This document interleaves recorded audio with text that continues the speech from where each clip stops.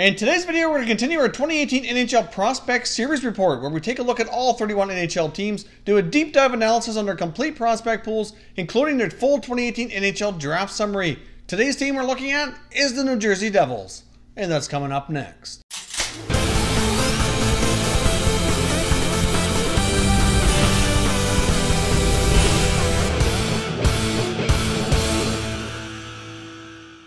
Hey everyone, and welcome back to another video here at Top Shelf Hockey. If you're new to the channel, thanks for stopping by. We review and discuss all 31 NHL teams, so if you're a huge hockey fan, consider subscribing and clicking the bell so you don't miss anything. So as I mentioned off the top, today we're talking about the New Jersey Devils prospect pool here. We're going to cover the top 6 prospects in the Devils organization. I'm going to give you a little bit of a lowdown on them and tell you when you might be able to expect them to reach the NHL. Once we complete that, we're going to take a look at all their selections from the 2018 NHL Draft as well. So let's get started here. First up, we got Fabian Everland of the 2017 NHL Draft class, taken at number 63 overall. Now, of course, he's from Sweden and he plays right wing as well as center. Fabian Everland's been playing in the SHL. He's about 5'11", 200 pounds, got some pretty good lower body strength. Considering his age, he does have a pretty good build and strength to go with it, which will make him be NHL ready a little bit sooner here. He has an absolutely lethal shot and he is not afraid to use it. In this past year, he played in 40 league games and put up 143 shots, and he's fairly accurate with that shot as well, and able to score a fair bit of goals. So Everland's one of those guys you don't have to preach at him to shoot more for sure. To make the transition to the NHL a little faster and smoother, he's certainly working on his two-way game, trying to play more defensively responsible. Also trying to pick up his foot speed just a little bit. Like, he is a good skater, but he could certainly be a little bit quicker, so he's been working on that. He's likely going to be playing over in the SHL for at least one more season, maybe 2 before he comes over to North America. And then at that point, he can probably go into the Devils system, maybe play a year in the AHL before likely getting a good crack at the NHL roster. Everland protects the puck really well. He's got pretty good stick handling skills. And at this point in time, he's kind of looking to be like he might be able to be one of the more highly skilled point-producing wingers to come out of the 2017 NHL Draft class, which just very well might label him to be a bit of a draft steal here in a few years' time. Next up, we got Joey Anderson, who was a third-round selection out of the 2016 NHL Draft, taken at number 73 overall. You might remember Joey Anderson if you watched the World Junior Championships quite closely. He was the captain for Team USA and had a fantastic tournament. He played 2 seasons of college hockey in Minnesota Duluth, won a national championship, and then decided to forego his final 2 years, turn pro, and sign his contract with the New Jersey Devils.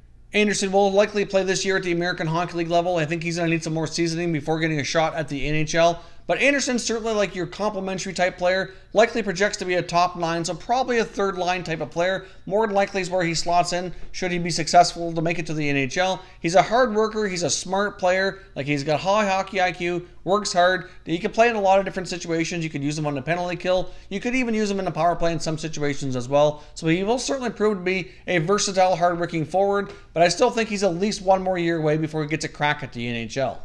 Next up, we got 2017 second-round selection, taken number 35 overall, Jesper Boqvist. Now, Boqvist, again, is another Swede. You're likely familiar with his brother, Adam Boqvist, who's a little bit more higher profile, was taken high in the first round here of the 2018 NHL Draft. Jesper Boqvist is around 6 feet tall, around 185 pounds.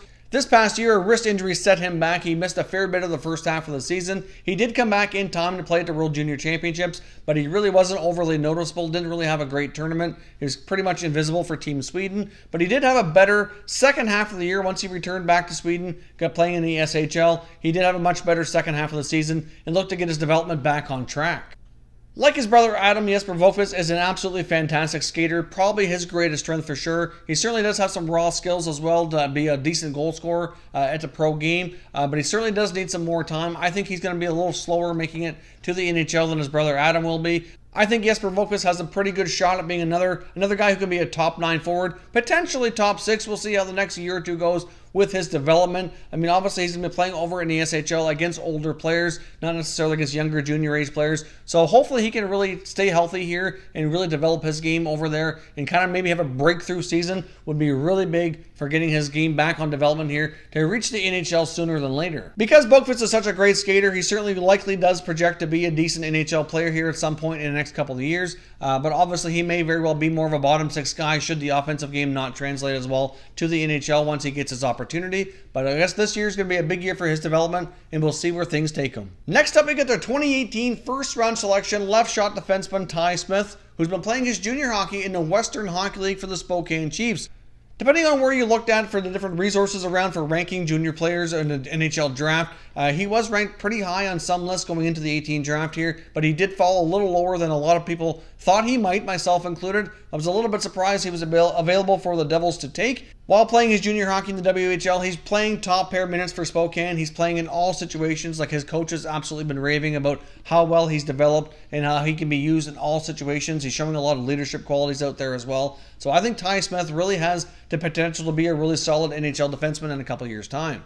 Ty Smith is an undersized defenseman, but really in this day and age of the NHL, obviously we're seeing more and more of these smaller, very mobile, quick puck-moving defensemen be successful, and that's exactly the mold that he fits. The fact that he can be incredibly quick and incredibly smart certainly bode well for him to make it to the NHL. Now, obviously, he's putting up some terrific offensive numbers in junior that will be difficult for him to translate up at the NHL level, so we very well might not be a top pair guy, but he certainly has the potential to be a solid top 4 second pair defenseman for sure. Obviously, the things he's accomplishing in the WHL right now, I just think it's going to be a little more difficult to achieve those things at the NHL level. So he very well might turn out to be a second pair guy, but really that's nothing to be upset about. He's got terrific puck moving skills, incredibly quick, and will be a great asset to New Jersey for many years to come.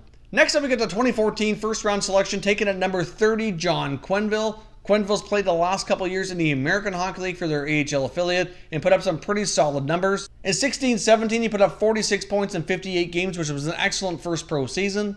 He followed that up with 34 points in 48 games the following year, last year in 17-18, so he's certainly developing nicely at that level. He did get a chance to jump to the NHL and play a couple games with New Jersey last season. Didn't look too bad, had an opportunity to play in a higher role due to some injuries, but didn't get to stay there long. Obviously, they were in a playoff hunt and had to go back to their veterans.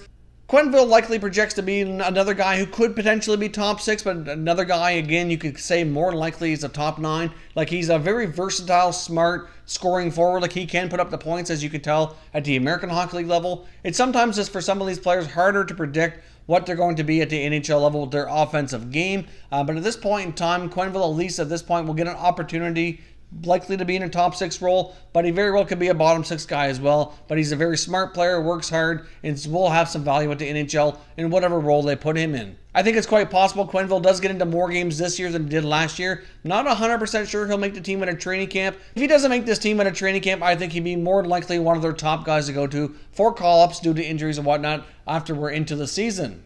Next up, we've got Michael McLeod. Obviously, Michael McLeod was their first round selection in 2016. He's a right shot centerman. By far, in my opinion, their top prospect and has an excellent shot to make this team this season in 18-19 here. Now, it is possible they might feel he needs a little bit of time in the American Hockey League, but at this point in time, he's 20 years old. His junior career is over. He's definitely playing pro this year, but I do think he has an excellent shot at making the NHL this season. Now, Michael McLeod is a really solid two-way center. He's great on face-off, so he can certainly play both ends of the rink. He's got a solid 200-foot game. He's a terrific passer. He's an absolutely awesome skater. Skating and passing are probably his 2 greatest attributes. And he can finish. He can score goals as well.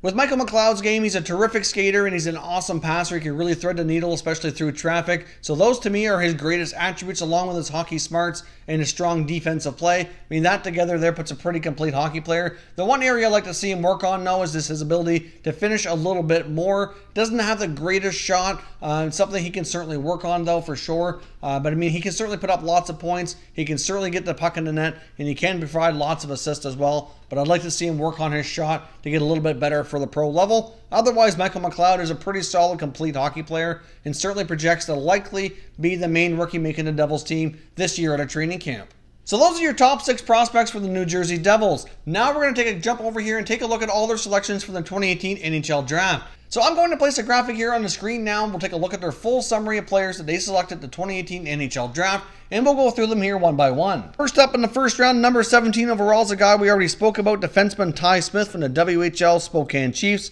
Like I said, Smith is a tremendous prospect and is likely probably a couple seasons away from cracking the Devils, but certainly projects to be a solid top 4 D-man.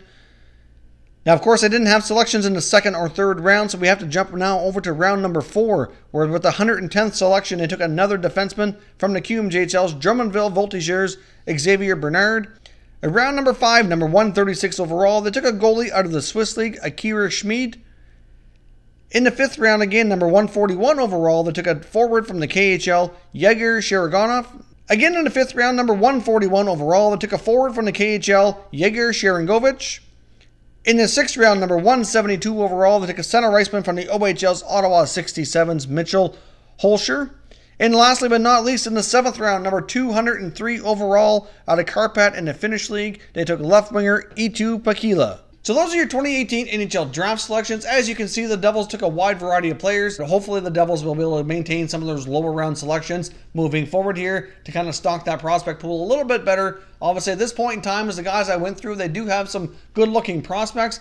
They just don't have very many players to project to be more higher end prospects. They do have some solid looking players, but more of them are more guys that are going to be role players or bottom middle 6 players in the forward group. Wasn't that long ago the New Jersey Devils picked number 1 overall and selected Nico Hischier, so obviously they do have some other young players in their lineup right now. So even though the prospect pool doesn't look super deep, they do have a lot of younger players already on the roster. So when it comes to having a lot of youth, I do think the New Jersey Devils are in pretty excellent shape. So leave some comments down below. Let me know which prospects you're most looking forward to and which ones you think will have the most impact on this franchise here moving forward. If you're new to the channel here, I hope you consider subscribing. We cover all 31 NHL teams, and there is plenty of content here for all hockey fans to enjoy. So if you're new, hit that subscribe button. If you like this video, make sure you hit the like button as well. I'd appreciate it if you did. As always, thank you very much for watching, everybody. We will catch you next time.